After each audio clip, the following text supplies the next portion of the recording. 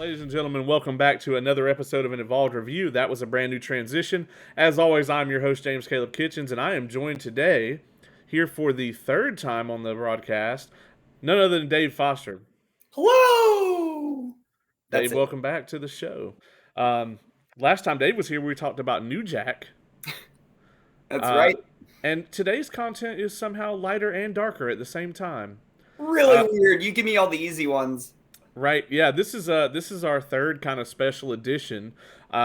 Typically our podcast is kind of wrestling centric, but every now and then we kind of get out of our wheelhouse a little bit and cover something else. And Dave and I actually had the privilege of covering the Final Fantasy VII remake not too long ago. That was the first special edition we did, and then Heath Mulliken and I actually covered the Warner Brothers movie slate for 2021 not too long ago. So, as you may have guessed today, if you don't recognize the background there, we're going to be talking about what I consider to be a huge cultural phenomenon, which is Bo Burnham's newest comedy special. Is it really a comedy special on Netflix called Inside? I didn't laugh. I didn't laugh all that much. I mean, I was certainly watching it, but felt more like a fever dream horror thriller. I watched Midsummer last night, and I was less scared from that movie than I was from the internal collapse of Bo Burnham during Inside. Yeah, I mean, he's talked a lot, both on and off air about, kind of his thoughts about performing just in general, and how he likes to use comedy to kind of bring his art to people. He doesn't really see himself as a comedian. He's more of he uses comedy as a vessel to just sort of explain himself, and I really love that about him just in general. And the premise of the special is he's been locked inside his house for a year and he's recorded all this stuff. Now, I doubt that he actually stayed in his house for a solid year, but watching this special, you would completely believe that that's what happened. I mean, there is an element to this, like you said, we're kind of watching Bo Burnham unravel in front of our eyes. Yeah, I mean, and I don't want to give away the finish, brother, but just at the end of it, and it's interesting because as a certain part of the special, he talks about how he was finally ready to go back to touring. A couple of years ago, he had those panic attacks on stage that caused him to step away. He did Promising Young Woman, which I watched a few weeks ago, and highly recommend that movie if you haven't seen it. But he hasn't really been doing all that much. He's been spending that time to heal. So, in January 2020, he was all about going back on stage and touring. And then I can only imagine what it's like to finally conquer that fear and then have that taken away from you. Just seems just a really brutal start to this entire special. Yeah, he did. He did Make Happy in 2016, and Mm-hmm. I think that was a lot of people's introduction to him. Unless you were, it kind of always goes that way.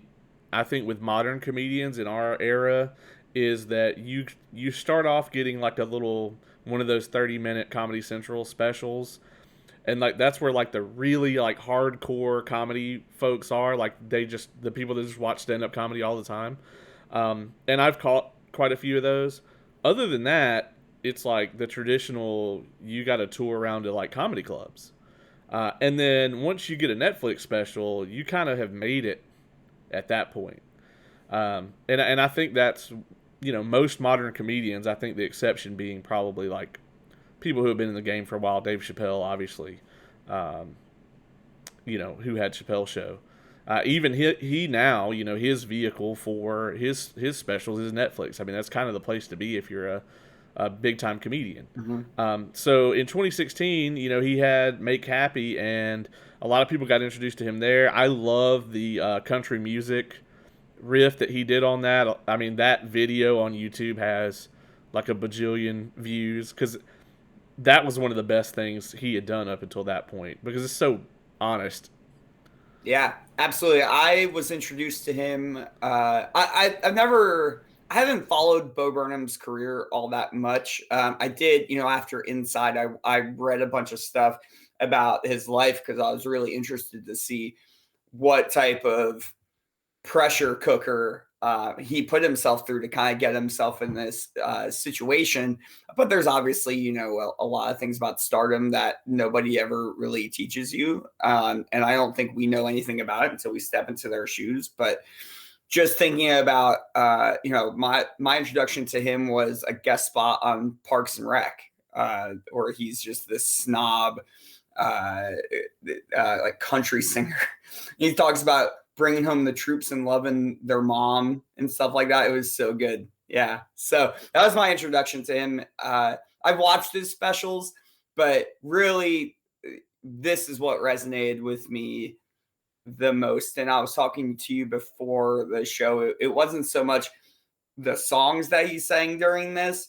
It was all of the bits in between that were just so unsettling. You're just literally felt like I was watching Inception and Right. just watching the world unravel around him. Yeah, I mean, there is a certain part of this where you kind of look at someone and you're just like, wow, you want to like help that person. You're just like they are. I mean, I think part of it is he's a great performer, but I think also, the reason he can perform this stuff so well, these are emotions that he's had. These are things that he thinks about all the time. I mean, there's a lot of things he talks about in the songs and in the in between portions that are conversations or thoughts that I know I've had, but like you just don't randomly walk up to someone and start talking about like the downfall of like dystopian capitalist society. It's hard to find a segue into that. Yeah, and he, really bears the creative process on his chest during this too. I mean, one of my favorite things about it, and if I'm jumping ahead, sorry, but No, go for it. uh the way he uses his facial hair to tell time in this is really interesting because and the facial hair with also the bags under his eyes and just kind of like you see his hair start to frizz out, the beard start to frizz out. And I think we all, him under a lot more pressure, but I think we all had those moments during COVID. And that's why watching this, I didn't turn it off halfway through because you're watching a man just collapse in on himself, kind of like a dying star. And just knowing that, I watched this a few weeks ago, so the world's pretty much open again now, right? Which is, man, remember the last time we talked? The world was so closed still a year Yeah, ago. yeah, So, I mean, really happy that that's happening. And also, I was interested to see if he would, talk to that by the end, about us coming out because, it was probably a few months ago he wrapped up filming. And he did. And I thought it was freaking perfect. As soon as he finally, at the end, gets out of his house, he just wants to go back in and he can't. yeah, yeah. And a lot of that, like this very podcast, was started because we were all locked inside and there was a pandemic. Mhm. And suddenly all the things that that were taking me out of my house all the time, just various responsibilities and things that I've taken on over the years, suddenly all those are gone. Right, everything's shut down, you can't do anything. Okay, well, what am I gonna do now? I'm gonna start a podcast. uh, Fortunately, I hope for our audience it hasn't been like watching me unravel. um, but I'm sure there are episodes where maybe it has felt like that. um, There so is an episode where that New Jack episode was, I think, the day or 2 days. It was close after George Floyd that we filmed that. And that, I mean, I'm still processing kind of all that for me, and I'll be forever processing what that meant for me. But that was the day. I remember right before talking to you, I was like this for like 15 minutes, just processing everything that was happening in the world and just thinking about how fucked we are. yeah, And then I go on the podcast, I'm like, yeah, so let's talk about New Jack. So I mean, I get it. And that's what's kind of cool about um this special is it's not just the songs, it's the stuff in between. It's showing how the sausage is made, right? And right. I think that is really, really neat. And that's why I don't think it's a comedy special at all, really. I mean, there's comedy parts, but when he's trying to make me laugh in the show, I get more uncomfortable. You Right. know, like Right. this super depressed dude that's going through all this mental anguish is just writing. I know you have a few clips. Is he's just writing these songs that are like dun, dun, dun, dun. It's like Right. what is happening? I think it's probably a good time to play that. So, if you haven't seen the special yet and you're somehow still watching this episode, definitely like pause this, go watch the whole thing, and then come back. But just to kind of set the tone, or if you just don't want to sit through the special and you need an idea of what it's about, go watch it though. I mean, I really encourage you to. I'm gonna play what I consider to be the best song from it, and I think that this is gonna be once this is kind of faded away, which will be a tragedy because I think this piece of work speaks for a generation, right? I really do. I hate to use the term "voice of a generation" because that got so overused in the early 2000s. Fuck you, Kanye. And but I really do feel like this is like the art piece of our generation. So I'm gonna play "Welcome to the Internet." It's about 4.5 minutes long. Enjoy it, and then we'll be back right after. Welcome to the internet. Have a look around. Anything that brain of yours can think of can be found. We've got mountains of content, some better, some worse. If none of it's of interest to you, you'd be the first. Welcome to the internet. Come and take a seat. Would you like to see the news or any famous women's feet? There's no need to panic. This isn't a test. Just nod or shake your head and we'll do the rest. Welcome to the internet. What would you prefer? Would you like to fight for civil rights or tweet a racial slur? Be happy, be horny, be bursting with rage. We got a million different ways to engage. Welcome to the internet.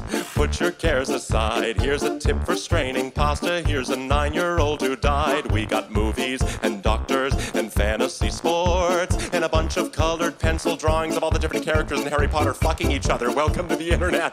Hold on to your socks, cause a random guy just kindly sent you photos of his cock. They are grainy and off-putting. He just sent you more. Don't act surprised, you know you like it, you whore. See a man beheaded, get offended, see a shrink. Show us pictures of your children, tell us every thought you think. Start a rumor, buy a broomer, send a death threat to a boomer, or DM a girl and groomer, do a zoomer, find a tumor in your here's a healthy breakfast option. You should kill your mom. Here's why women never fuck you. Here's how you can build a bomb. Which Power Ranger are you? Take this quirky quiz. Obama sent the immigrants to vaccinate your kids. Could I interest you in everything, all of the time? A little bit of everything, all of the time. Apathy's a tragedy and boredom is a crime. Anything and everything, all of the time. Could I interest you in everything, all of the time? A little bit of everything, all of the time. Apathy's a tragedy and boredom is a crime. Anything and everything, all of the time.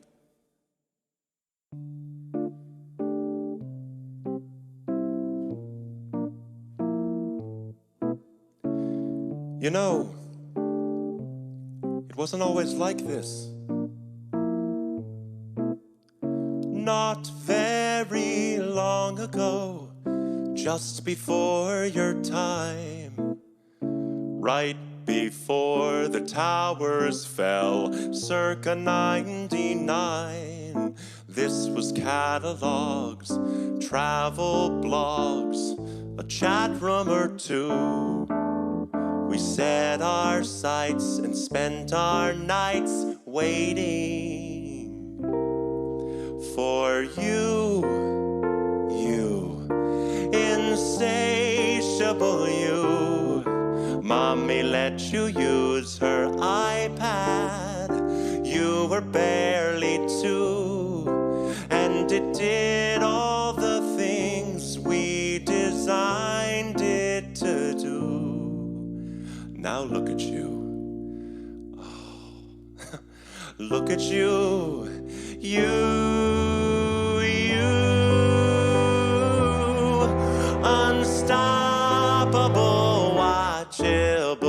time is now, your insides out. Honey, how you grew. And if we stick together, who knows what we'll do. It was always the plan to put the world in your hand.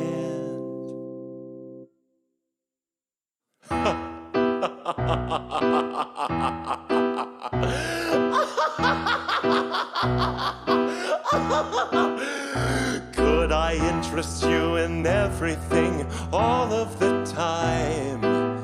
A bit of everything all of the time. Apathy's a tragedy and boredom is a crime. Anything and everything all of the time. Could I interest you in everything all of the time? A little bit of everything all of the time. Apathy's a tragedy and boredom is a crime. Anything and everything and anything and everything and anything and everything and all of the time. Wow. Just wow. I should not have read the lyrics as we were watching that. Man, so I was playing it on Man. my phone so I could keep up with it. I mean, I've watched that one probably 50 times, and like that to me feels like any of the like Disney animated movies where the villain gets their musical number Yeah. and explains the whole plot. Like Scar's famous "Be Prepared." That's what that feels like to me. It feels like a horror movie trapped as a comedy. Just Right. like he has bodies in his trunk. I mean, it's just it's so the cognitive dissonance he creates throughout this whole thing, like it is no more on display than in this song. I mean, I'm looking at some of the lyrics. They're Man, amazing. some of the verse lyrics: see a man beheaded, get offended, see a shrink, show us pictures of your children, tell us every thought you think. Good Lord. Yeah. Yeah, I mean, I all the lyrics to the whole thing are really just for our generation who grew up with that. Sorry, my monitor's really bright. I'm not this pale in real life, folks. Close, but Get a not tan, this brother. pale. I would need to. But throughout the whole song, it's like our generation who grew up with the internet. My first exposure to the internet was literally like my aunt had the old dial-up AOL disc where you got like 20 hours a month or something. So to go from that to what it is now, where people have fiber optic connections into their homes that once would have served a small town, or even a large town. I mean, like some of the stuff that's out there now that you can get at a residence. I can remember playing like EverQuest, and a patch would come out, and you couldn't play that day because the whole whopping 21 megabyte patch, would take up your internet for that afternoon. Whereas now you can attach that to an email, and it's just gone in an instant. We don't even think about it. Yeah, it's great, and I feel like our generation. I know we're our ages are a little bit different, because I'm 22 years old. Can you believe it? Please, can you believe it? Can you? Is this thing on? Hello. But we grew up through the whole process, right? Windows 95 and AOL and AIM and Zanga and MySpace and all that stuff. I mean, we've seen we've seen the entire evolution. Right. So him talking about that, the beginning of the internet, all the way up till now, I mean, the internet is just much like this special. I mean, it's a fever dream, right? You can get anything you want and you can share your opinions on anything you want, which is tough. But I think he does a really good job summarizing, in a playful way. But once again, it's a lot like Dave Chappelle for me, especially like some of Dave Chappelle's new stuff. It's not comedy for comedy's sake. It's comedy for a conversation's sake. Like we're having right now. Like this moved us so much that we're spending time talking about this. So but I mean, just when he's laughing at the end, man, terrifying. Yeah, I mean, it really is because the I love all the lyrics in this song, but the killer lyric for me is the mommy let you use her iPad. You were barely two, and it did all the things we designed it to do. And that one, I mean, I just got chills just saying that. It's because a lot of people talk about how the internet today is this like thing, this entity, it's almost like a living entity. And a lot of people, social media, he talks extensively, Bo does, about the massive tech conglomerates that have risen out of the internet age. And but when you hear people talk about that in everyday conversation about like the pitfalls of social media and things like that, it's always in this incredibly distant tone, as if we had nothing to do with it. And that's one of the things he gets at here is, no, we had everything to do with it. I think he does a great job of making people look. I feel like he is a product of, I mean, that's where he got his start, right? On YouTube. He is Right. a product of our our expectations of him, or what we expect from the internet. Like, this is what we've made. And man, I think it's interesting to think about one of the lines he says in one of those in between segments. He just looks defeated. I love when he has the microphone and he's just like this. And he said, "What do you think it's possible?" Something to this accord. Do you think it's possible for anyone to just shut the fuck up Right. about anything? Which is really ironic, because look at us now. We are literally we're his target audience when he says that. But like, do you think it's possible that we can shut the fuck up about anything? And the answer is absolutely not. And it sucks. I hate Yeah, it. I mean the internet has bred this sense of self-importance into people, where they do shit like start a podcast like anybody gives a fuck what they think, right? I mean, who does that? And you're watching it, and pretty much everybody is watching that like, yeah, man, people really should shut the fuck up. But then of course they themselves aren't included in that analysis Hold on, let ever, me post my wrestling promo that I have on my phone, because it needs, Yeah. you know what I mean? Like, it's horseshit. Yeah, let We're me all update my TikTok channel real quick and then get back to telling everyone else to shut the fuck up. yeah.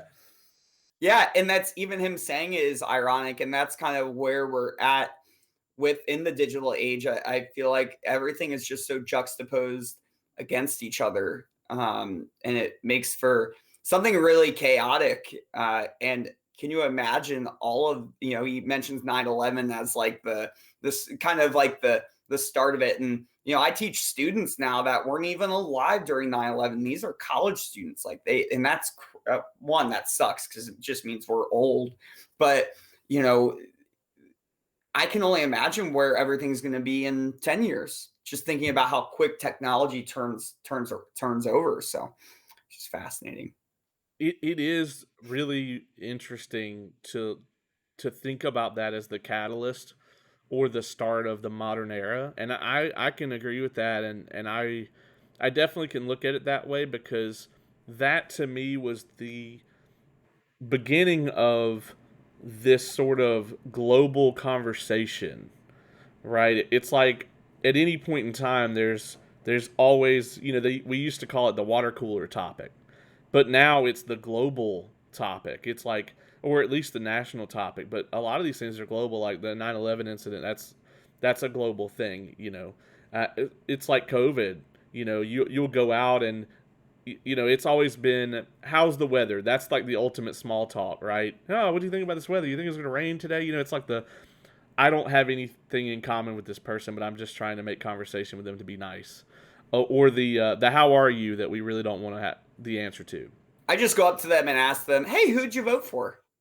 That's a good one. Well, Try that, kids watching at home. It's great. that would certainly save me a lot of time if I Yeah, started doing that. I It's like like, you. I don't like you. Bye. yeah. So yeah, I mean, now it's like people go up and talk about COVID. You know, oh, did you hear the numbers are going up? Did you hear the numbers are going down? Wow. You know, I'm so glad.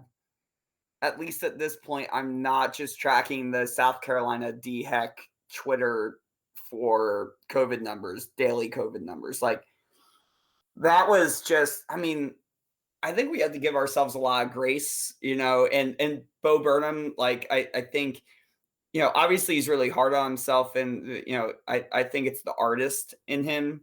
Um, but I mean, all of us, I just think we really just need to give. And I've had to. And there's actually a line in it, something about I think get offended, see a shrink. Like that fucking happened to me last year. Like I needed to process everything that was going on with social justice in the country, and I didn't realize how far behind I was at an educational level. And I have a master's degree in education. I chose to ignore it until I couldn't anymore, and then it twist turned me inside out, upside down, and processing that was really heavy because it all hit me at once. Like I think now that we're coming out of it, I hope that I don't forget the lessons I learned while I was in it, and I stay intentional about learning more about people that have struggles that are different than mine, like, and be a little bit more empathetic. And the big refrain in this, what does he say? It's apathy is a tragedy and boredom's a crime. right. Good God, man, that hurts. He's talking to me. Well, there is that, like, there's that whole concept where neutrality now is nearly impossible, 100%. right? And don't get me wrong, in a lot of cases, like, I agree with that, because if you're talking about any situation where there's oppression, right, apathy only aids the oppressors, always. Mm-hmm. But there's a lot of people that have become so desensitized. And that goes back to the towers being the start of it, right? It was like, for forever, all there was on TV was this gloom and doom scenario. And that was like the first time in my life where things that I had nothing to do with and no say in whatsoever just like invaded my screens everywhere. Mm-hmm. And we didn't have nearly as many screens then. Now we have, back then it was the TV in your house, the TV in the grocery store, or where, the barber shop or whatever, the doctor's office. Now it's, we all carry around one of these. I've got 4 computer monitors here, TV behind me. There's always a screen somewhere, and all of those are a gateway for this stuff to just come in. And this stuff, and it does affect us whether we want to acknowledge it or not. 9/11 was like the start of that. And then I think pretty much any of the times that any of the really big social injustices have happened, that it's been the same way. But when George Floyd was murdered, that was a completely, I think, different level of it. And at that point, it was really a scenario where I think it was a boiling point. And it was like, no one can afford to be on the sidelines any longer. That's how I felt. I mean, you yeah. can't watch that and not react. And we were all bored as shit at home. Like we have nothing to do except think about the reliance on social media. I mean, all my, and just on technology in general, all of my student appointments, I taught virtually. I did my student appointments virtually. I mean, this says, looking into this little dot I'm looking into now, this little camera, has been my life for the past 15, 16 months. And so when you're looking at this a lot and you're being like just drinking out of a fire hose, all of these things, you can't be neutral anymore. Everyone has an opinion. I used to not have opinions. Now I have opinions, which sucks because my opinions are not fully formed. And 2, my opinions could have, I could have read something that may have been false or under the wrong light. And I have to check myself to make sure that I actually do the legwork. So many people get an opinion from Facebook and they don't do the legwork to figure it out. They just, it aligns with their party line. I'm not necessarily talking government, but like maybe it aligns with what their family has said, and that's their linchpin. And then they build just a bullshit argument based out of that. And I didn't want to fall into that trap because I saw so many people that just doubled down. It's like the Mandela effect. Like it's just they doubled down even though they knew they were wrong. Or like there's a part of them that knows that they're full of shit. I mean, there's a part of all of us that know we're full of shit, right? Like I think I'm so full of shit. But being able, like going back to Bo Burnham, being able to like just shed all pretenses and you just see this raw dude that is trying to make his magnum opus by himself, record it, direct it, produce it, no help from others except maybe some editing on the back end. Fever dream. Like it's crazy. What a interesting. That's why I think this will hold up forever, even after people forget about COVID. If you want to know what COVID was like, watch this, because in a certain way, all of us felt different levels of what he's feeling. Like it was almost cathartic to watch, knowing that we're kind of out of it now. Yeah, I mean, it's like I said earlier, like so many of us, so many people have had a lot of the thoughts that he's had in this episode. And it's not only so much that it's COVID, it's that we all were watching sort of this, I mean, our dystopian society outside where, you have all these like giant conglomerates. I mean, he calls out Jeff Bezos so many times in this episode, where it's just, I mean, a lot of people were suffering and people didn't know where the next check was going to come from. And the dude nearly doubled his net worth because Amazon became so valuable to everyone. Because if you can't go to the store or the store doesn't have the things that you need, well, okay, well, let's get them delivered to our house.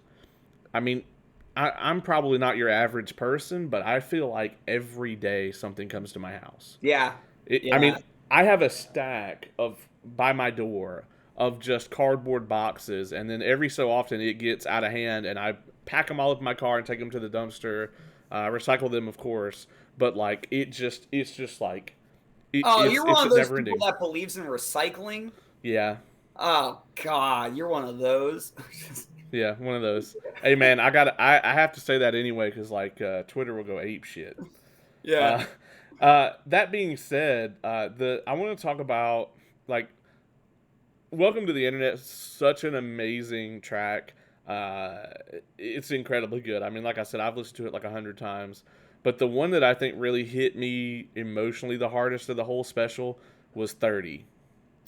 Oh, I just got goosebumps when you said it because yeah. Once again, I think you and it's fine when we were talking before this.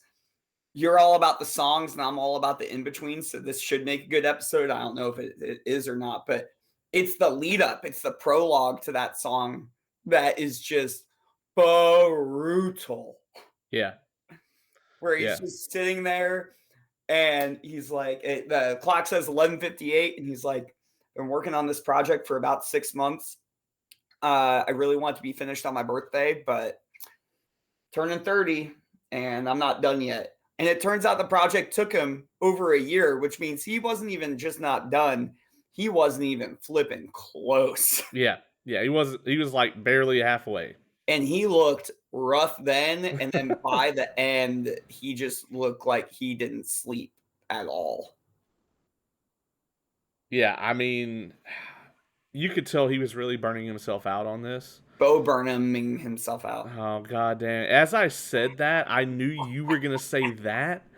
And I was just like, really? I mean, all the people I have in my phone and no one else was available. Damn it. I'd like to thank the fans. Yeah. Damn it, man. I should have got Mikey Galino. Oh, man, you should, man. Three of us would just talk over each other the whole time. Oh, no. It can't be all three of us. That's only ever happened one time, and that can just live on the shelf. And there's still a picture on my office wall of me and Mikey Galino inside a viral pro wrestling ring, and it was one of the best pictures I've ever taken in pro wrestling. So thank you for the opportunity. You've always been so kind to me. Oh, you're so welcome. All right, enough of that. Enough of that shit. I love you, man. Some of the lyrics from 30. There's not a lot of them actually, because most of the song is literally it's just visual and him saying like I'm turning 30 over and over again. But he says, I used to be the young one, got used to meeting people who weren't used to meeting someone who was born in 1990. No way. Yeah, I was born in 1990. Now I'm turning 30. I'm an 87 kid. I'm 88. Yeah. And so, like, while I've been 30 for a while, um, I completely get this. I get it 100%. As a matter of fact, the year that I turned 30, I spent almost that entire year either on bed rest or like in and out of hospitals and shit. Oh, So, like, I completely understand the fear that goes along with it, the just sort of like the emotional connection of that. And I think a lot of what it comes down to is like last year when I was 33, I remember sitting there thinking, I remember my parents being 33. And I think that's a lot of where that like connection is it that realization of like you remember your parents being this age, and that's terrifying to a lot of people because a lot of time you think about your parents as being old, even even from when you're a kid, and then you're like, oh well shit, that's how old I am now. And so you start to kind of have to realize that time isn't waiting for anybody. uh, are we all gonna die? Yeah, Oh, yeah, for shit. sure. For sure, hundred For percent. sure. Well, I mean, I don't know what the exact percentage is, but if you don't, then it's billions upon billions to one. If Yeah, if just one person doesn't, doesn't. so it's a very low chance if it's out Oh, there. great. Yeah, thanks for bringing the morale down. Jeez. But for me, one of the other things about it is I've always been like everywhere I've ever worked, I've always been the youngest person that worked there Mhm. because I was fortunate enough to be dual enrolled when I was in high school, and so I was able to go and get tech college credits while I was still in high school, which is a huge plus. So when I got out of high school, I was already working in like specialized fields, um, and a lot of the jobs that a lot of places where I work require 4-year degrees, and I don't have a 4-year degree, but I have enough experience Mhm. that I'm able to have the job.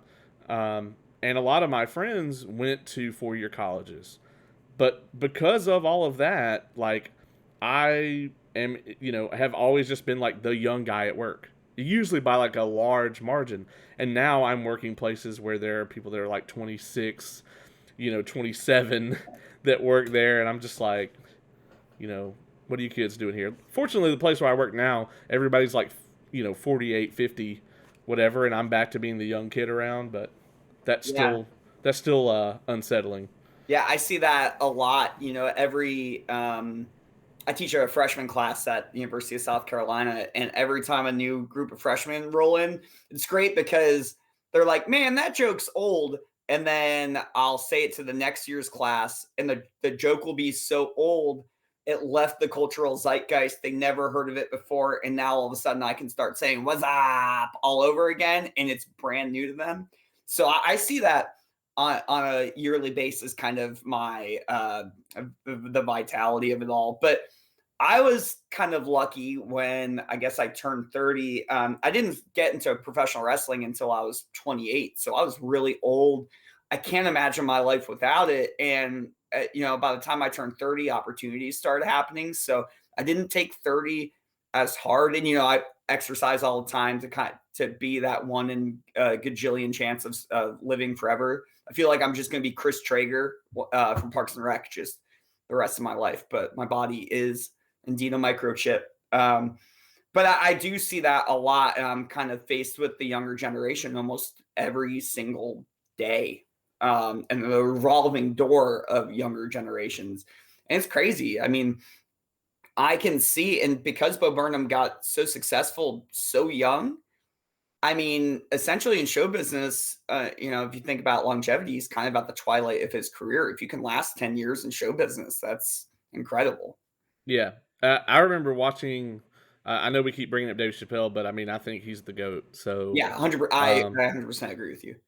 watching him win the Mark Twain Award, And seeing how old he looked at that presentation was just like, wow. I mean, this guy was, he's older than I am, but it's just like, this guy is like a cultural, like he's at this level where he's just like a part of the culture. He is a facet of American culture at this point, and it's just like, and he achieved that at a younger age than most people ever can, and that was wild to me.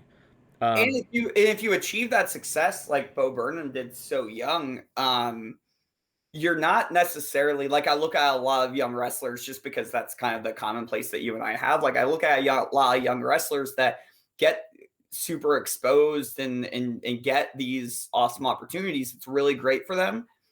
Are you mentally ready to handle the critics when you're 20 years old? Probably not. And I'm not saying that to knock someone's talent, but you do a lot of growing up in your 20s. And obviously, I feel like I've done more growing up in the past 2 years of my 30s than I did in all my 20s. But that self realization, that self actualization, like that doesn't come till later on in your life. Like you have no idea who the heck you are. So if you put a persona out there from when you're 20 and people keep saying play the hits when you go on tour and you're like, I wrote that song when I was 20 or I did that bit when I was 20, you have to constantly revisit probably a part of your life that was one you want to move past, but you have to keep running back to the well and you have to give the audience what they want. So then as an artist, and I think he struggles with this in the show, as an artist, do you give the fans do you give the fans what they want, which is the tongue in cheek of the songs, or do you give them something that's updated and that's real? And I think that Bo Burnham does both really, really well in here. And it just made me extremely uncomfortable because I think about a much smaller scale, like some of the work that we do as, performers. My character is very much like this aloof idiot. I don't want to be that all the time, and I'm not like that all the time whatsoever. So trying to tap into that character when you don't want to, I really felt like once again at a microscopic level, like I understood this, like from right. a performer standpoint. Right. You know? Yeah, I mean, I get that a lot too because a lot of times, in shows, I end up playing this like either just smarmy or like corporate asshole, Yeah. and it's because that's going back to the well for me. A large portion of my time as an in-ring performer was I was a pissed off like professor that thought he was smarter than everyone else, and so that is going back to the well for me. Mhm. And it's familiar and it's easy and it's autopilot, right? Like I can just go out there and just do it, and I don't have anxiety about doing it because it's not. I mean, it's something I've done a million Mhm. times. And to draw another parallel to wrestling here for this, I talk about this a lot with other like bookers or promoters. Is when the term like wrestling business is, it's like there's the art and there's the business, and Mhm. it's a sliding scale, right? And really, truthfully, you want to be like right in there in the middle, right? Um, and you can see it in the industry where there is so there are some people who slide so far to the business side, you're literally just making what you're anticipating your audience wants to see, and that is usually pretty good from a money perspective. But the danger in that is that you have to continuously keep your finger on the pulse of what they want. And if you're just making things that are devoid of your own art, right? And you're trying to constantly anticipate what they want, it gets hard to know because you'll get trapped in that box, right? And Mhm. it's very hard to get back out. On the other side of that, there's the mentality of like, okay, well, I don't care what the fans want. I'm gonna put out what I want to do artistically, and if people like it, great, and if they don't, then you know, it was a it was a rough house tonight, brother.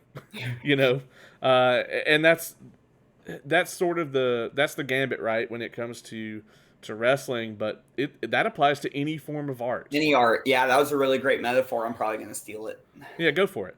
Don't quote me when you do it. People won't take you seriously.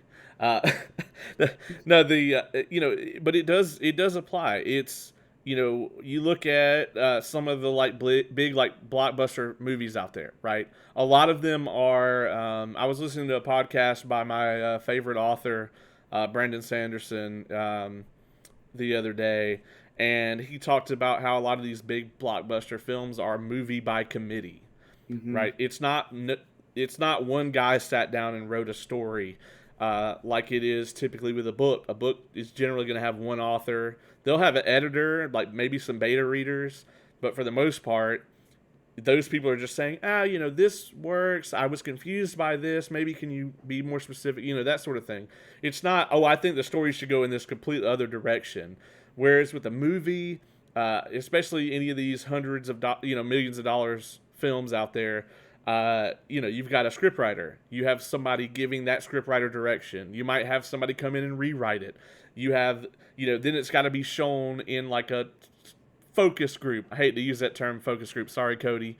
And a bunch of people are going to sit there and watch it and fill out a questionnaire, and then they're going to go back to the writing board.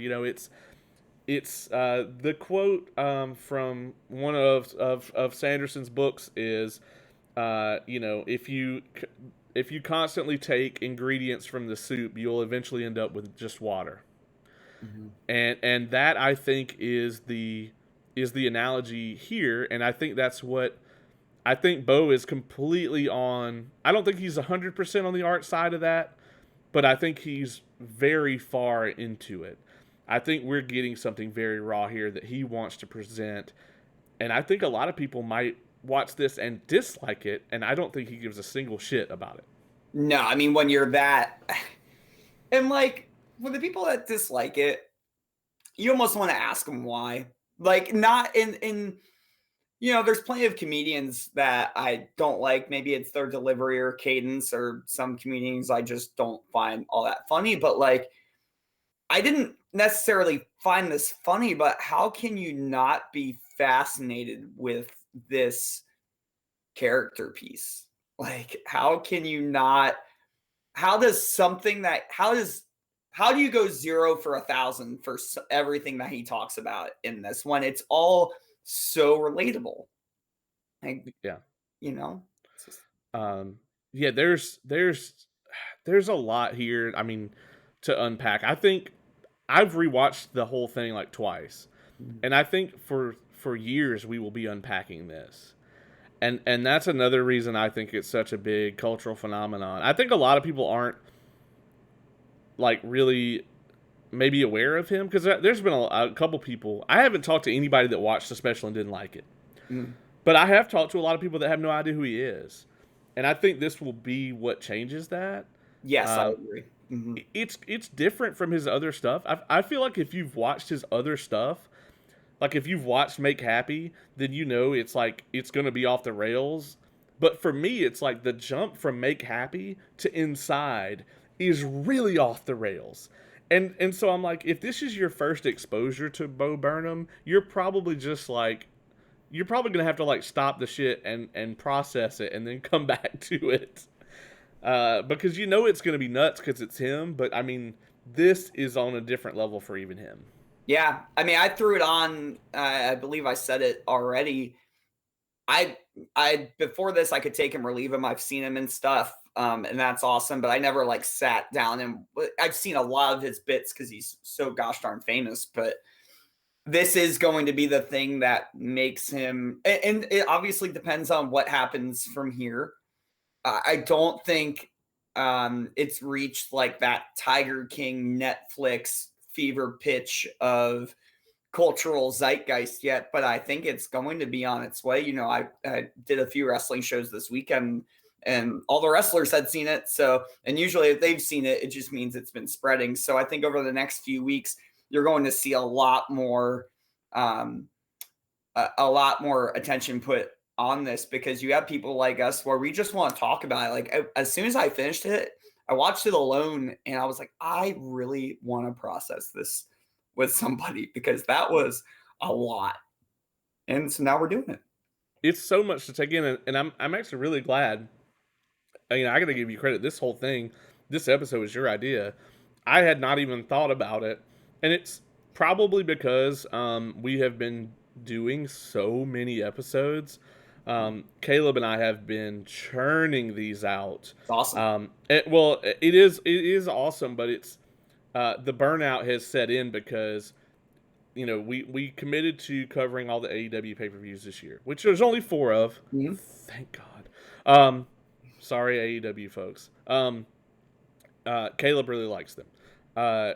So we committed to doing that. So one of those happened recently, and it happened right in the middle of the A&E biography series, which we agreed to cover. And then also Dark Side of the Ring came back on, and Dark Side of the Ring is our bread and butter.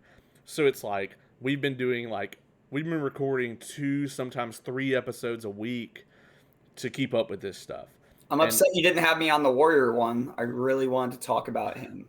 We didn't have anybody on the Warrior one. We just recently put that one out, and I think that the Warrior episode is the only time, other than infamously, we avoided doing the Owen Hart episode for almost a year because we just did not want to talk about it. Yeah. But we kind of pushed the Warrior one back. We would set a date where we would go, okay, well, tonight we're going to do, we'll do the Warrior episode, and we'll do whatever else was on at the time. And then we would do the one, like we did the Grizzly Smith one, and we were going to do Warrior after that. After the Grizzly Smith one, we were so exhausted. I was just like, I don't want to do this. I don't want to do the Warrior episode. By the way, you did the Grizzly Smith one before you did the Warrior episode. That is crazy. Well, we didn't. We put it off, and then we did Warrior the other night, and then I was like, and this is the last time I ever want to talk about this dude. So yeah, it was ridiculous. And Bo Burnham talked about that, like that burnout that you're feeling. I mean, you literally see him trying to get words out at the second 2/3 of the film. He tries 2 different attempts to get words out, like right to the microphone, and he can't freaking do it because he has gone to the edge and back. Yeah. And that's something that resonates with everyone in that. I'm gonna hit some more lyrics here. And this is from All Eyes on Me, which, I gotta admit that there I had the tears forming during this one. So the third verse here, you say the ocean's rising like I give a shit. You say the whole world's ending, honey, it already did. You're not gonna slow it, heaven knows you tried, got it good, now get inside.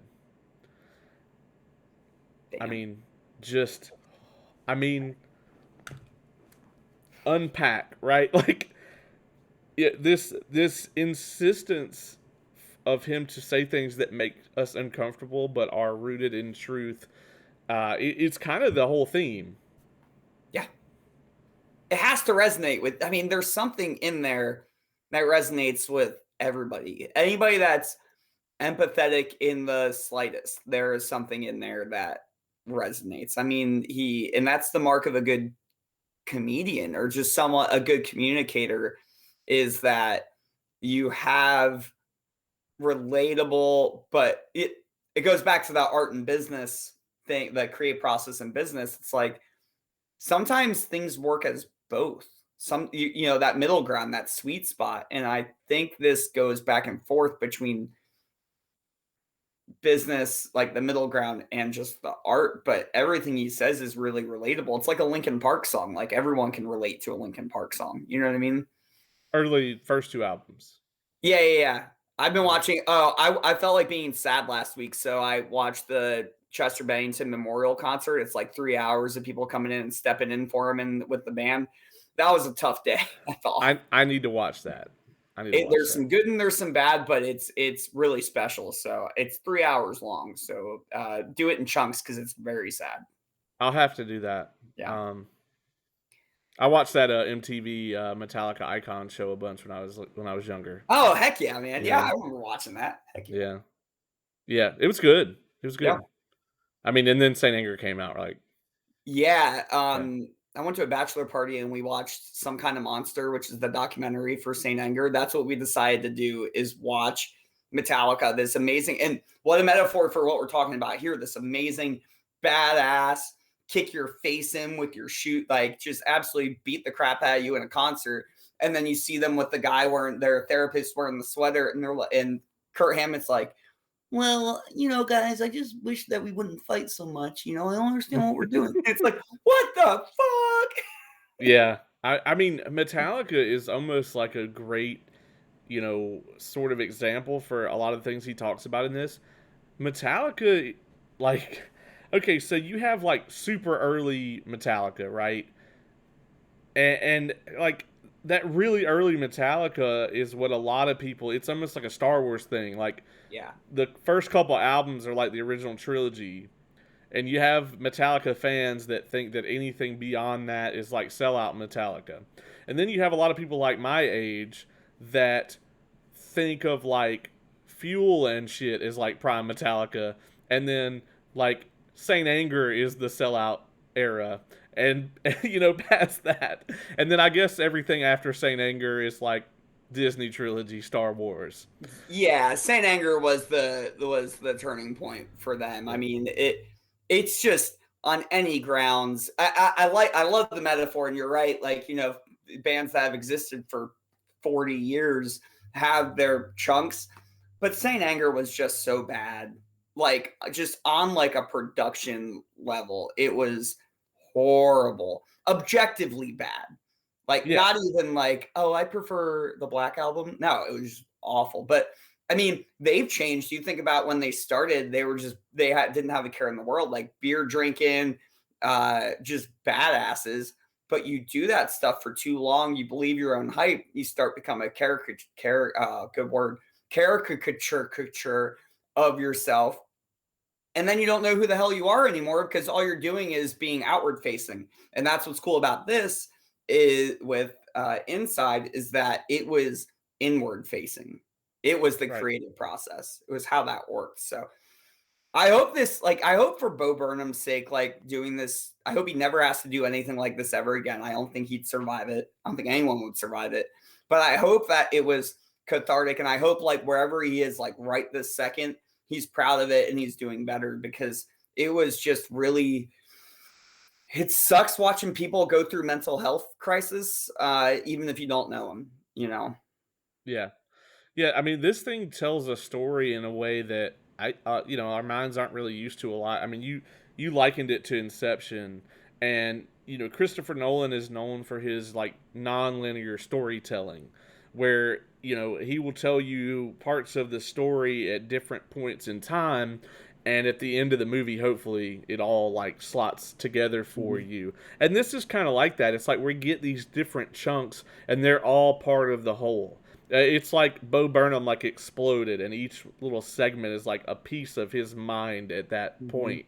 Um, and I just want to point out that I did not make it through this episode without shitting on Disney Star Wars, but it It's is all what it right. is. You can make it through the episode without saying how bad Saint Anger was, and how Lars Ulrich sounded like he was banging on like a trash can instead of a snare drum.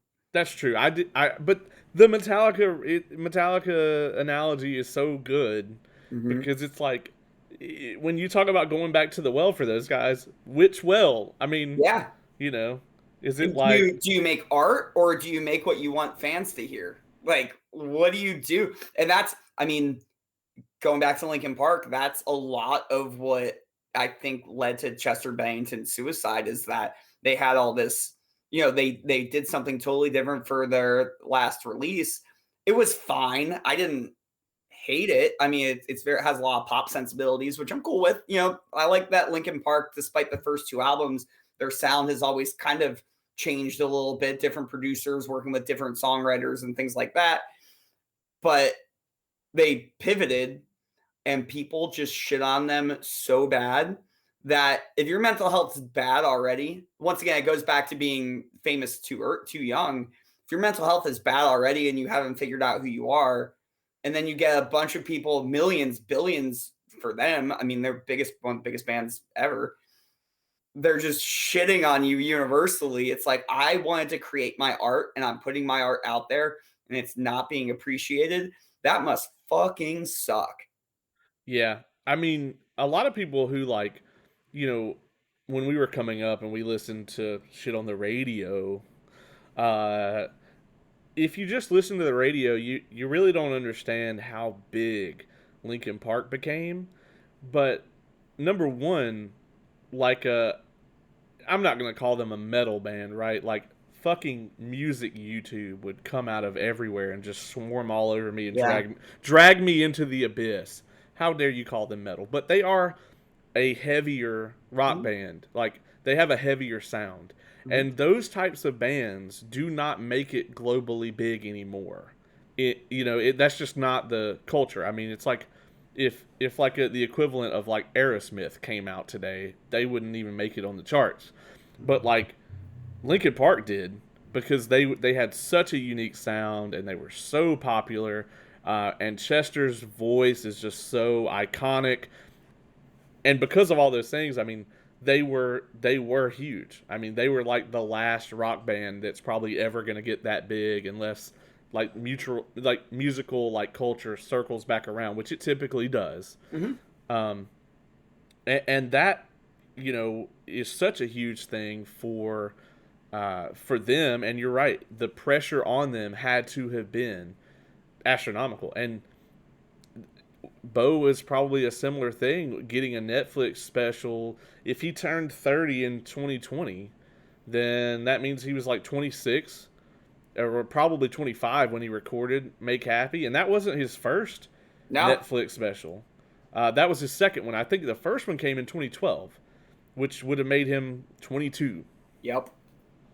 Most like that's terrifying to me, man, because like I see people in the IT field all the time. They're like 22, 23, coming out of college with like a like computer science degree, and they don't know shit. No. I work with They don't know seniors. anything. Yeah, I work with seniors in our business school to help them get jobs. And most of that conversation is them saying, I thought I wanted this, but I don't think I do anymore, or I don't have any idea what I want to do. I mean, I didn't figure out what I wanted to do. I'm still figuring it out, but I didn't figure out my lane until I was 25.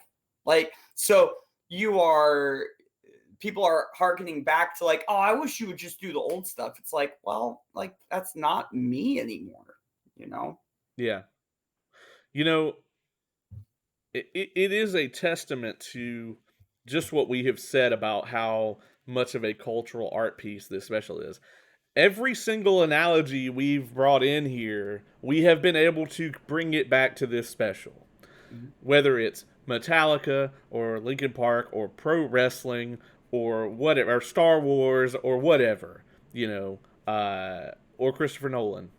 We can bring all those elements of culture back into this thing. I do want to talk about one of the, I think the probably the only, maybe the only purely comedic song on here. The white woman's Instagram. That shit got me, man. Yeah. I died laughing during this whole thing because it's it's so heavily rooted in truth. Yeah. Oh, yeah. Yeah. I just pulled up the lyrics. Latte foam art, tiny pumpkins, fuzzy comfy socks, coffee table made out of driftwood, a bobblehead of Ruth Bader Ginsburg, a needle point of a fox. I mean, some random quote from Lord of the Rings incorrectly attributed to Martin Luther King. Like, dang, dog, killed it. He just That killed it. that's probably my favorite line in that song too. Yeah. It's just people. I mean, people don't know what they're talking about, and even when they do know what they're talking about, they're usually insufferable about it anyway. You know. Yeah. Ugh. I think probably the most pessimistic song to go in the other direction on the whole thing is How the World Works. And oh boy, this is when he brings Sako out. Yeah. And it really it reminded me a bit of the Chappelle show, the Knee High Park Yeah. Yeah. episode Yeah. where they had the Muppets come on. And in the first verse, it's actually Bo as himself, and he talks about things like bees like pollinating other flowers, and like how everything like works together, that nature has like a symbiotic relationship with itself, which parallels to like things you're taught in school about how the world functions, you know. And then when Sako comes out, So uh good. yeah. So when Sako comes out, he starts talking about how the world is built off of blood and genocide and a global network of capitalists, elites, and separating the workers from the means of production. And he talks about the FBI killing Martin Luther King, like just it, it's this very interesting parallel to what we were taught in school versus what the world shows us, and that to me was incredibly interesting. And and there's another layer to it here, because Bo's reactions to this, he's hearing this as if he's us hearing it for the first time, Mm-hmm. and he's just like he is reacting the way that a lot of us react to the realities of these sorts of things. And he's just like he's like he's trying to silence the sock puppet because he doesn't want to hear this shit. Yeah. Yeah. And there's a sock puppet in all of us. Yeah, Mhm. yeah. I mean, there really is. There's I think a lot of us, despite the world that we live in, we are capable of tuning it all out and enjoying ourselves. A lot of people are. Some people are not, and that has got to be awful. But then in those quiet moments when you're sitting down and self-reflecting, then you're just like, holy shit. And it's very easy to fall into like this pit of despair, Mm-hmm. by by just sitting down and analyzing like the things that you know to be true. And that is kind of what he's doing in this song, and I thought it was brilliant. And at the end, he silences him, right? He Yeah, silences the sock, says like, and then he rips him off his hand. No, no, no, no, yeah, no. yeah. And he's like, that's better, and that's us turning off our internal monologue, Yeah. right? That we don't want to have that conversation with. We just gotta stuff that down for another day. Um, I think it's really weird that some people don't have internal monologues, by the way, but that's Oh, completely so off topic. weird. Yeah, my friend doesn't have an internal monologue, and I was like, okay, all right, I understand what you're saying, but what happens when your brain thinks? Like, what do you do? What is that? Yeah, no idea.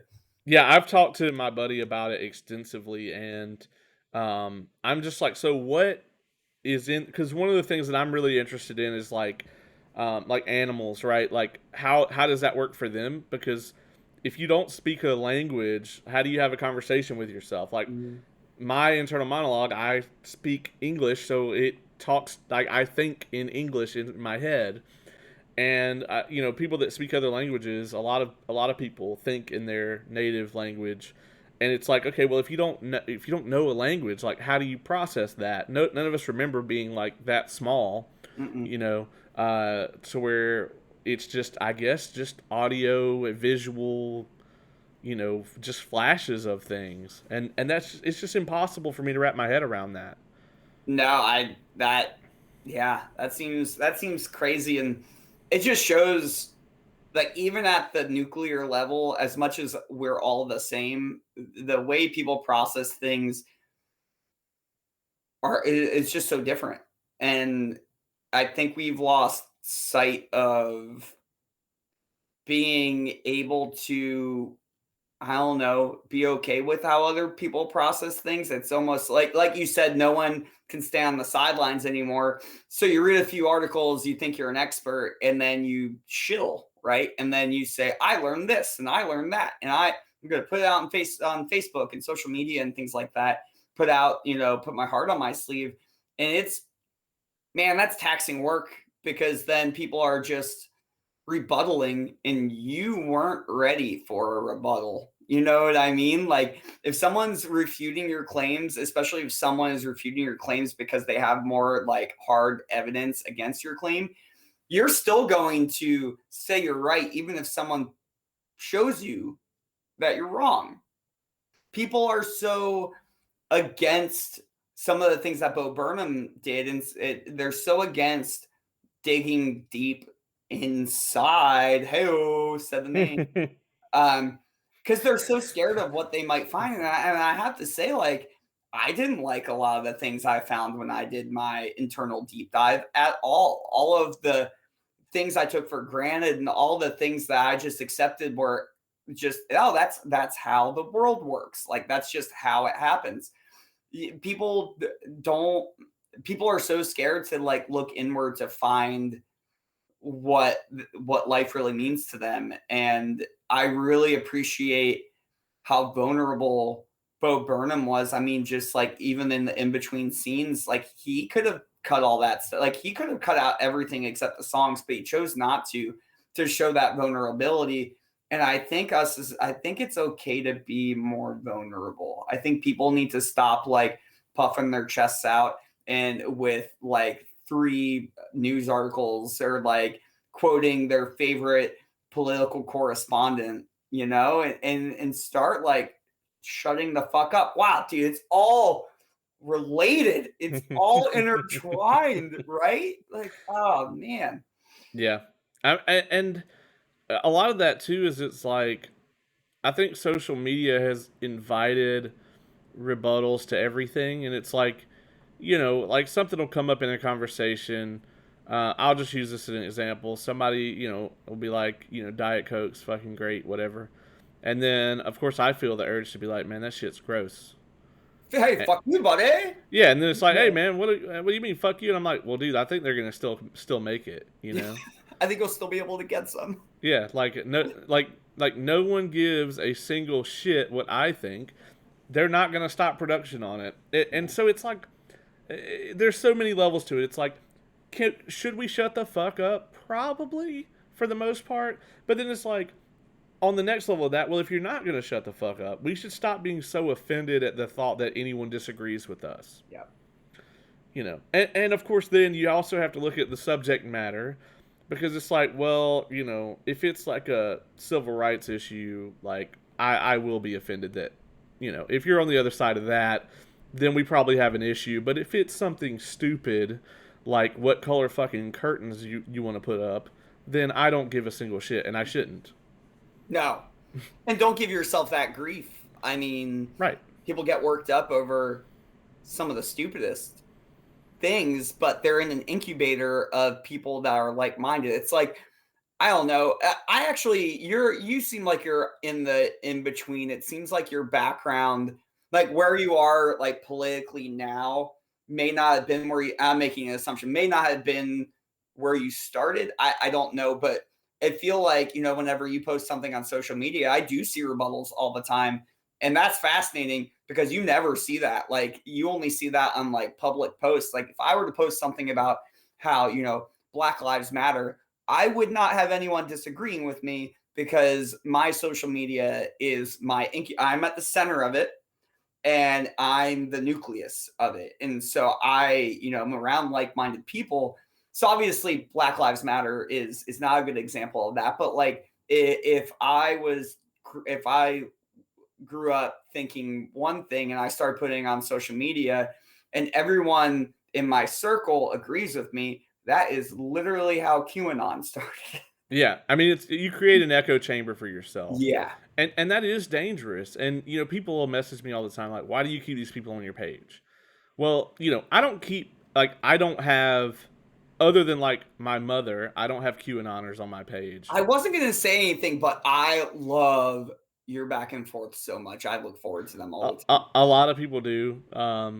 It's really funny because my mom will rarely post anything on my stuff, but I will comment on like 100% of the time when I see her post something ridiculous. And the people that are on her page, like a lot of, like I'd say at least 40% of the people who like actively see her stuff have me blocked. Because there is a level of cognitive dissonance where you just cannot stand someone having a different opinion than you. Mm-hmm. And I think that's insanely dangerous. It's all ego. It's your ego. Right. And I think that there's there's a line where it's not okay, right? Like you don't want to. I don't want to associate with anybody that thinks like genocide's cool. You know what Yeah. I'm saying? Like I don't want to associate with anybody who is like a neo-Nazi or any of that shit, and I would not. And I don't have any of those people on my page.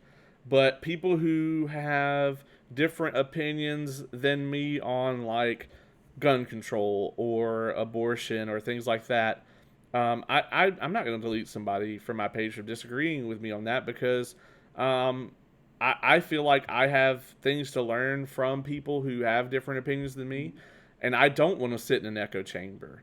And I hope that, and the hope then is that they can learn from me as well, because it's very dangerous to assume that you're, from an education standpoint, above someone else. Mhm. Unless like, yeah, I mean, I think it's probably even dangerous if if you got like a PhD and you've written 30 like published theses about some shit, then whatever. I mean, it's still dangerous to just assume off the bat that somebody else's opinion isn't valid or shouldn't be listened to.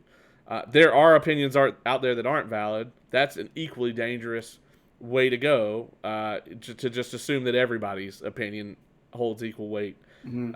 But I think that the dialogue is really important, and I think if we start to lose that, then we kind of go back to a pre-social media age, right? Where you look at like all around the country, like in very specific areas, you would have a certain mentality that would come out of that, and it's not just political, right? Like today, it extends to everything. It's very interesting to see that, like for instance, opinions on COVID, right? Um, isn't it miraculous, like how that split down party lines in a lot of cases, even though it's not a political issue at It's all, not. It's so stupid. right? And it's like that has just gone so far. Once upon a time, people thought that like something as strong as like cognitive dissonance really only applied to like politics and religion, but it doesn't, man. It applies to the movies that we watch and the news channel we subscribe to and the type of the like video game console we own, and I Mhm. mean it just goes on and on and on. Yeah, Um, and I remember when COVID started, when I realized that we're not getting out of this anytime soon, I was like, "Oh, finally!" And not finally because global warming and all these other things, but finally, everyone's paying attention to the same thing. Which I was like, "Okay, this is the true test of humanity, right? We all have a common issue. Let's all. I think this could be really good for America if we all work together and crushed it." That did not happen, which is also why I started seeking therapy because I could not believe the disregard for science, like actual science, and the disregard for other people's lives. Like, I'm not.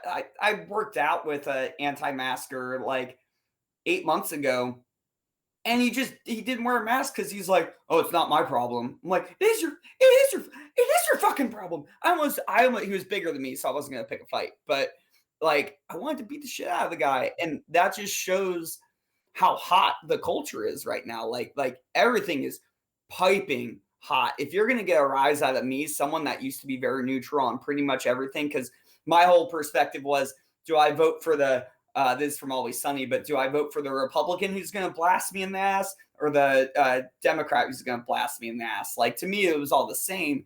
It's not like that, even though it still may absolutely be the same at the political inside baseball level.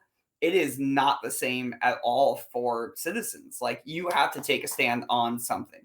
Like you have to. yeah, and I mean, I was raised in a very conservative, very like right wing household, very right wing area. Like middle of nowhere. And as I got older, and I am somebody who's always been very open minded. I very much subscribe to the concept of "we've always done it this way" is like one of the most dangerous Yeah. phrases there is, because okay, well then you're never going to improve. There's no mechanism for you to get better at anything. And I think as a society that's rough, and so I have probably been a little more liberal leaning my entire life, and just willing to kind of go against those norms. But you have it now where I think there's a lot of different angles to it. Like there are people who are just contrarians, right? Huh. That are just they just want to be against whatever is popular, you know. And there is a certain mindset to that, but it's like that shouldn't apply to like a scientific thing. Like the this idea that they made up a global pandemic, but like nobody can ever really explain to you who they is. And if there are Hollywood elites. right, and if it's like if you're that powerful that you can cause a global pandemic out of nothing, because that's their narrative, right? Like I'm not saying that, but if someone did have that ability, like hell yeah, like I mean, what are you gonna do? Yeah. Yeah. Sucks to be, yeah, sucks to be you, but like that's not the case. And it's interesting tying politics to it, especially as it comes to social justice, because Republicans and Democrats have flipped multiple times throughout Right, history on social. I mean, Clinton was in charge of some of the biggest mass incarceration bills there were, and those were all Democrats. Like, and now it's funny to be on the right side of social justice. It's very much liberal leaning, but like that just shows how much everything is kind of horse shit. Like they're just dicking with us, like right, because it's flip flopped so many times over the years. Where being a Republican in the '90s meant something completely different than being a Republican now. And I hate the fact that all Republicans, at least from my or like from my circles, Republicans get like blasted in the ass for just being Republican. Because if you're a Republican, it means that you're a racist piece of shit. I mean, you can make the same argument in reverse for when Clinton was around. But thing is, we didn't have social media to converse with each other was when Clinton was in office. And we didn't have this community that stacks on top of itself to create a really immovable mountain on both sides, you know? yeah, and I mean that's the kind of the thing that we face now is it's like governments move slow. They Mhm. just do. Like that's just the nature of it. And our government, as divided as it is, moves incredibly slow to do anything. And that probably, there's a reason that worked for, hundreds of years, but it doesn't work now for anybody because now society can move at a incredibly much more rapid pace. Mhm. Something could go across social media and be everywhere. I mean, George Floyd, I mean, for instance, I mean, the whole world, unless you're somewhere where, you live in like a communist country and, they block out shit like that, the whole world saw it. I mean, And in was no time. watching. Can you Yeah. imagine if school shootings, like some of the initial school shootings happened when we were all sitting on our hands just watching TV? Like it would have been different. I mean, think about how many like Black Americans have been killed by police in that sense. And just if you look at the data, like if you really research it, you cannot tell me there is not a discrepancy between like it's not it's causation. It's not correlation doesn't always mean causation.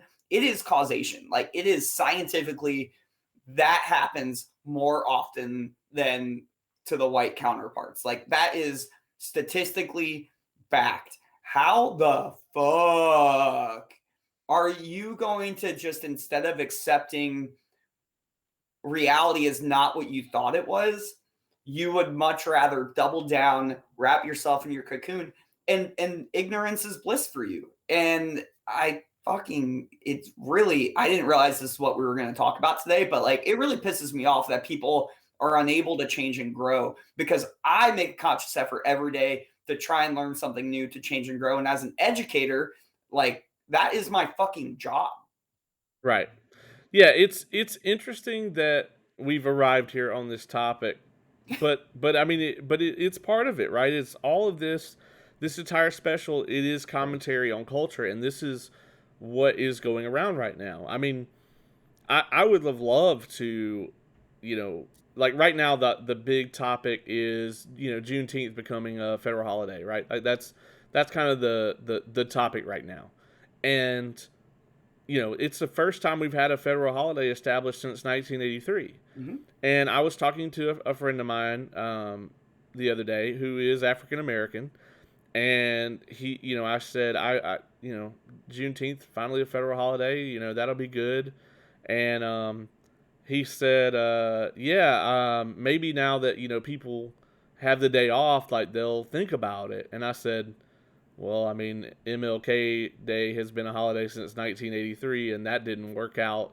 And he was just like, I don't want to talk to you anymore. Yeah, thanks, pal. and yeah, I mean, that whole conversation is like there are 15 states right now where it is illegal for them to teach about Juneteenth because it's considered critical race theory. Yeah, and I don't have to tell you what the governments of those places look like.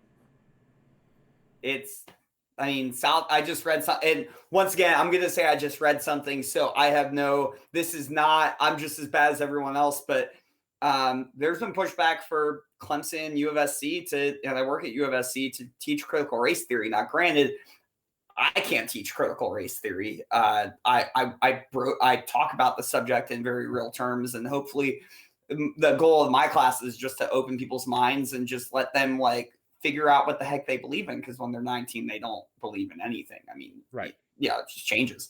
But I think it goes back to the way the world works.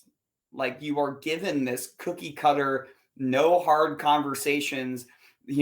Settlers came here on the Mayflower, brought gifts. Everyone was happy, had this great old feast called Thanksgiving, and that was it. Like that's all people know. And that's not how that went down at all. So it's just frustrating to see us just bitch out on uncomfortable conversations. Yeah. So, man, you got me hot. I'm heated. Whew. Hey, man, that's the idea, man. That's the idea on the show. Yeah. We have been going a while though, and so is there anything else that you really want to touch on before we wrap it up? I think if people watch this, I think people should definitely watch the Bo Burnham special, but if people watch this and the Bo Burnham special, I just please break down your preconceived notions on things. Go read a fucking book. Go get a source that's not yours. I lean liberally, but one of my best friends is not a piece of shit Republican. I'm told by liberal media that they're bad. It's us versus them, and that's what we've created. And it just gets some outside perspective of something other than what you're fed by either your family or the people around you. Go read a book on something you know nothing about. Because I think a lot of what Bo Burnham talked about was just, everyone's full of shit. Everyone has an opinion that is not really, they think it's their opinion, but it's not. It's not your opinion. It's an opinion that was bestowed upon us until we educate ourselves. And so I don't know. I just think that if everyone could just shut the fuck up, that would be really awesome, including me. And I'll stop there. Yeah, man. I think that, and this whole thing, like I said, came from me posting a status about I don't think enough people are talking about this entire special. And maybe a lot of people haven't seen it yet. But, I think that it is, I think it is just I've said it before. I think it is the art piece that defines, if not our generation, then it certainly defines this exact period of time, these last couple of years. And it also talks about it's a coming of age thing, Mhm. where you've got all these different influences in the world. You've got the okay, I want people to like me. All right, well, I want to have an opinion, and I want that opinion to be heard. But I also want my opinion on your opinion to be heard.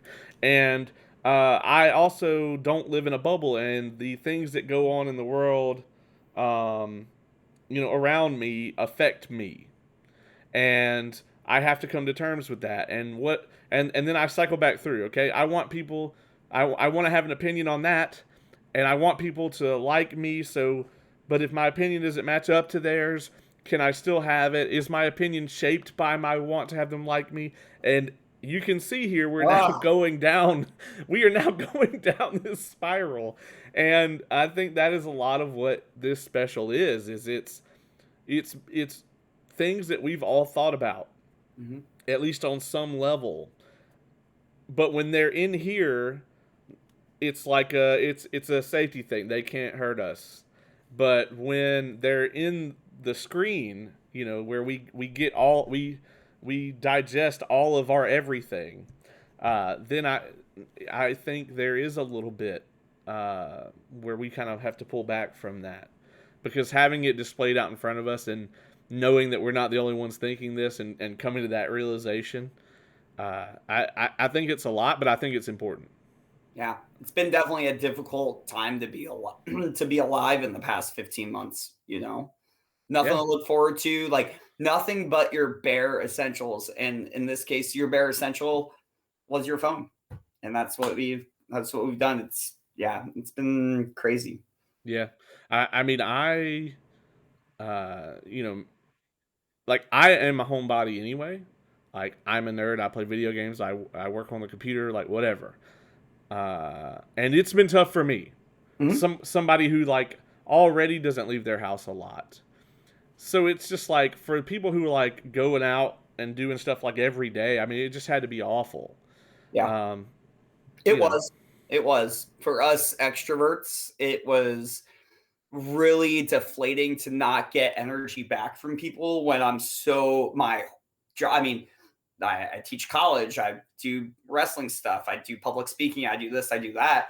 To not have a vessel for that felt like it was bottling up. But then I got kind of good at guitar, so I guess that's good. So whatever. Well, I mean, there is that. I mean, there were some positives that came out of it, like Mhm. this special. Um, a lot of people realized that they don't need to go into an office to do their job. I live in Atlanta, so certainly traffic for a while was a lot better. Yeah. There was a lot of things that our society may have taken a lot longer to realize that the pandemic kind of forced us into. I think that we should really normalize people wearing masks when they're sick. Um, because there's a lot of cultures where that is the norm, Mhm. and it does help considerably. To reduce you spreading that shit around everywhere. So Yeah. on that note, maybe that's my version of Bob Barker telling you to get your pet spayed and neutered. Perfect. We'll wrap up on it. Dave, thank you, man, This is for so great. number one for coming up with this idea to come back on and talk about this, and then also, of course, for doing it and being here. Yeah, I So, love doing this stuff. I love you so much, and it's easy to talk about this stuff because, so I mean, we need to talk about it. So, but we also need to shut the fuck up. I don't. What was the main theme of this whole Bo Burnham special? Because I don't know what to make of it, but I think that's the point. well, I mean, we got our opinion out there, and Good. normally I end these things by saying, "And this has been an involved review," but maybe this time I'm gonna end it by just saying, "Maybe it's just time that we shut the fuck up."